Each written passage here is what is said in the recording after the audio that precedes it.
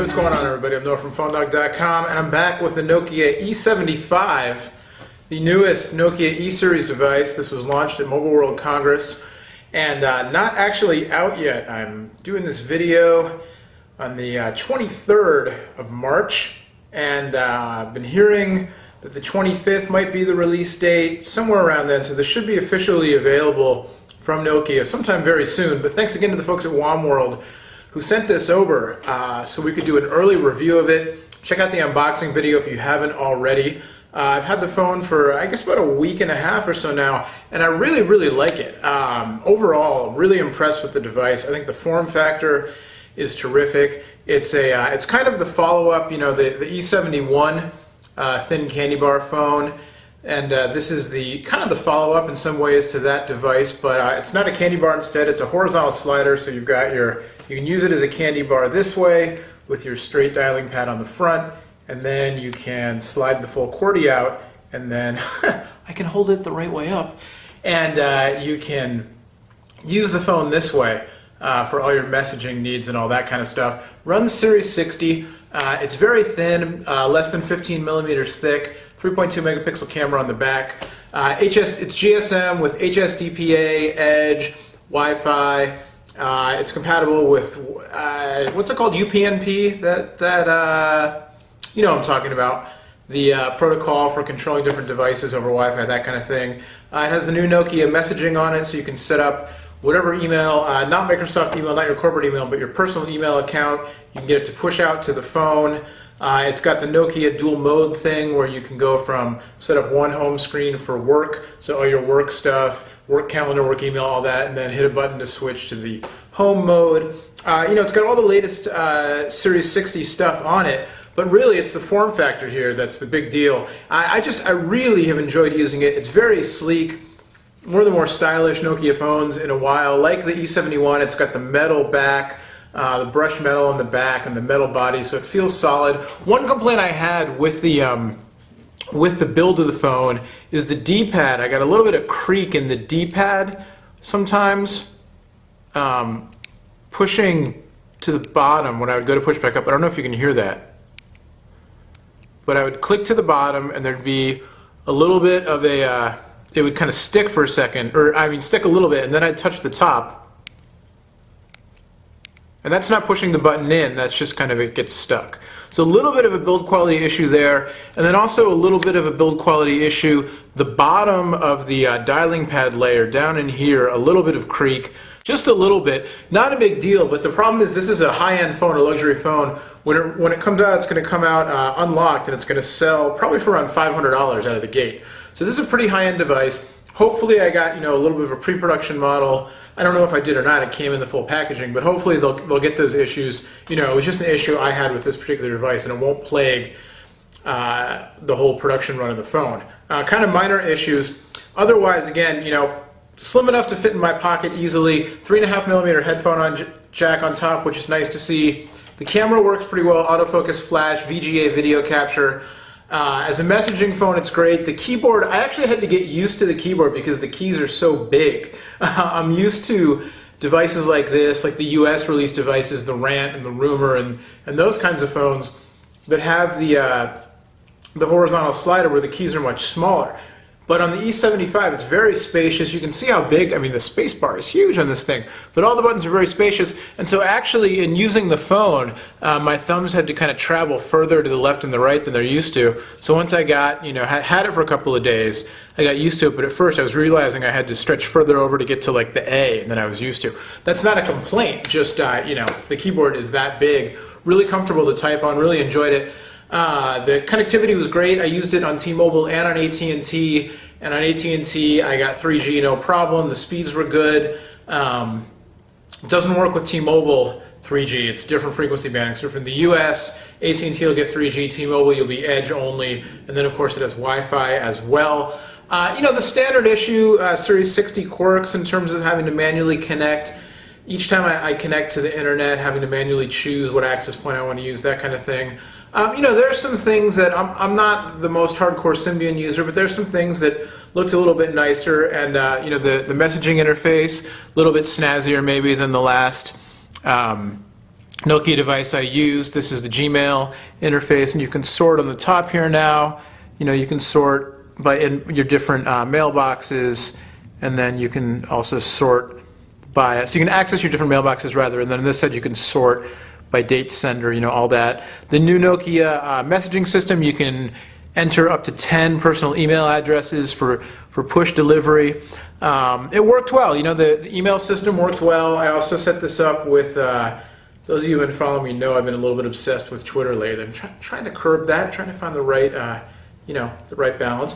But I loaded up Twibble, which is a free, see, this is what happens if you're not used to Symbian. When you access the internet for data services, you get that, how do you want to connect? And right now I don't have an active SIM card in, so it's asking me to search for a Wi-Fi network. But anyway, it worked fine. The reception was fine. I didn't have any problems with the device as far as internet connectivity goes. It's just the way the software works. It's a little bit more cumbersome than a device like iPhone or T-Mobile G1 that U.S. consumers might be used to. Anyway, Twibble worked fine for Twitter. Not as full-featured, not as quite as many full-featured Twitter apps as there are on the iPhone platform, but worked just fine. The Nokia Series 60 browser worked well. I put Skyfire on it. It was kind of so-so. Nokia Maps works well. It has a GPS built in. 3-month trial of the Nokia Maps also. Really, overall, really enjoyed using the device, like I said. In addition to the little complaints about my concerns about the build quality and the complaints I had about this particular device, I also kind of wish it had a bigger display. I personally would be fine to give up the dialing keypad in favor of a full-width display, and then just be able to use down here to use the QWERTY. Now the thing with that is, well, if you don't have a dialing keypad and you have a full-length display, how are you going to dial the phone unless you have to open it every time? And then you get into touchscreen land and you want to have a touchscreen. And when I mentioned this to a friend of mine who works at Nokia, he said, oh, so you want the N97 basically. And that's the thing with this device. It'll be interesting to see kind of how it's accepted, because what you've got now with Nokia is you've got the E71, which is a little bit older, and so now it's still a great phone, but it's being sold for a little bit cheaper. You've got the E63, more recently released, supposed to be a cheaper version of the E71, but because it came out later, it's still selling for closer to full price. So actually you can pick up an E71 for just a few bucks more than an E63 online. Now you've got the E75 coming out, which is going to be for about 500 bucks from what I've seen unlocked, which is a premium pricing, definitely. And then, consumers who might be interested in buying this, I don't know if I wonder if they're going to buy it because they're going to see, I'm sure people will, but I wonder how many of them are just going to wait for the N97 to come out, because, the N97, the full touchscreen, the more refined Series 60 interface, refined for touch with all the Facebook connectivity, all the new kind of people-centric conversation, thread conversation, contact, all that integrated contact conversation notification system that we've seen in the UI on the N97, 32 gigs of built-in storage, all that stuff we know is coming, the higher-end camera on the N97. So it'll be interesting to see how many people just pick this one up, how many are willing to wait for the N97. But again, I really like this device. I think if I was going to be using a Nokia right now, this is the device I would get. It was the E71 for a while, but this form factor to me is great. They've made it thin enough. The problem with dual sliders, and I don't know if I have another one handy right now. I do. Hang on.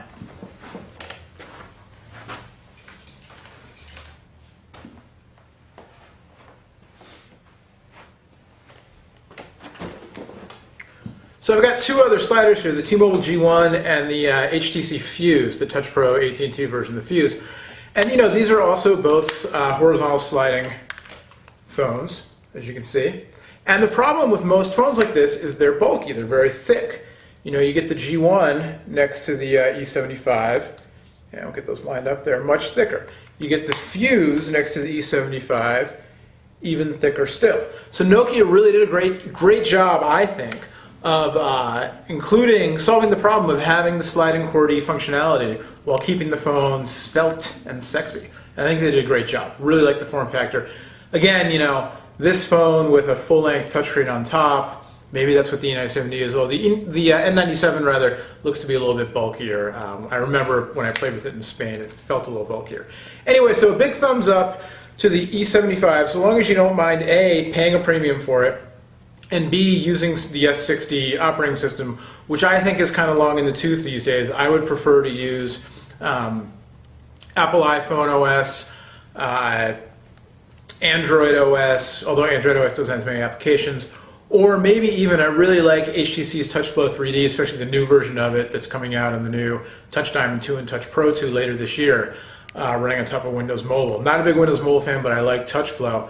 But if you don't mind using S60, and it's a great operating system, it's just, the UI is getting a little old. This is really a sexy device, worked really well for me, and one of the better QWERTY boards you're going to find on the market, very comfortable to type on. There you go. I hope I didn't repeat myself too much there, but I wanted to make sure you understand. Great form factor. It's the Nokia E75. It's available in copper, which you see here. Also available in red and black. It should be launching literally any day now. They're saying, I keep hearing March, late March, and March is almost over. So there you go. Probably be about $500 unlocked. And again, in the US, it will work on AT&T or T-Mobile. But if you want to get 3G data connectivity, AT&T rather only in the US. Of course, it'll work, around the globe as well on GSM networks. There you go. Much more on the E75, and also hearing that there's a phone that's going to look something like this, an Express Music phone with the same sort of QWERTY, horizontal QWERTY slider coming to T-Mobile USA. That's the rumor I've been hearing lately. So stay tuned for more on that as well. Of course, CTIA coming up. In just about a week, I'll be headed out to Vegas starting Tuesday, March 31st, a week from tomorrow. I'll be out in Vegas covering whatever it is that comes out of CTIA next week. Looking forward to that. iPhone OS 3 just came out, lots of new iPhone rumors, probably a new iPhone in June. Palm Pre, of course, on deck. All kinds of stuff. It's cell phone season, kids. And while it's cell phone season, don't forget that you can, first of all, you can follow me on Twitter if you use the Twitter. There you go, Phone Dog Noah, that's me. And you can win free phones just like this dude right here, A. Castro. You see him? You see him right there, A. Castro? He won. He won a Samsung Propel. As I'm doing this video, the current prize is the Samsung Rant. Who knows what it'll be when you're watching this video, though. Thanks to all of our friends and sponsors, including Nokia.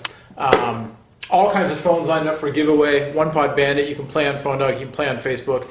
It's free. You have to live, I think in the US or Canada to win. But the rules are all up there. Go check it out. You can win a free phone. All right? I think I'm done now. Till next time, I'm Noah from PhoneDog.com. Again, thanks so much to the folks at World for sending out the Nokia E75, a Series 60 phone that I really enjoyed testing. Till next time, we'll see you later. Thanks for watching.